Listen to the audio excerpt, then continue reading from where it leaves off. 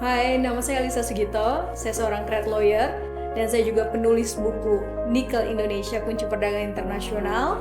Saya sudah sekitar 6 tahun sebagai pengacara.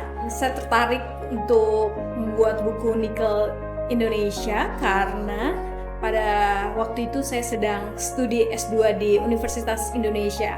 Jurusan saya adalah Hukum Perdagangan Internasional, sehingga saya mengambil tesis tentang implikasi pelarangan ekspor ore nikel di Indonesia. Memang sejak tahun 2019 saya sudah menggarap isu-isu tentang perdagangan internasional, khususnya perang dagang. Nah, ketika itu saya mulai mereview kejadian-kejadian perang dagang yang notabene itu adalah komoditas-komoditas seperti tambang dan segala macamnya. Kalau saya hitung sih ya, sekitar mungkin proses semuanya itu hampir berjalan sekitar 3 tahun. Tapi memang penulisan tesisnya itu saya fokuskan di 1 tahun terakhir ketika saya mengambil S2, studi akhir. Oke, kenapa saya bilang kunci gitu ya? Karena kalau kita melihat pada masa era Belanda kolonial gitu, itu ada waktu itu ada pala, ada lada gitu ya, rempah-rempah itu menjadi komoditas yang sangat kunci bagi perdagangan internasional.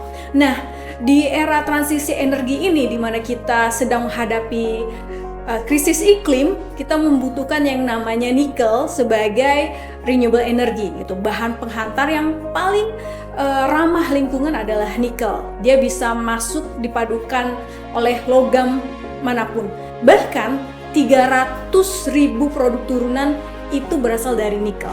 Contoh nikel untuk kehidupan sehari-hari seperti yang ada di sekeliling kita, bahkan sendok, garpu yang tahan karat gitu ya, stainless steel itu terbuat dari nikel.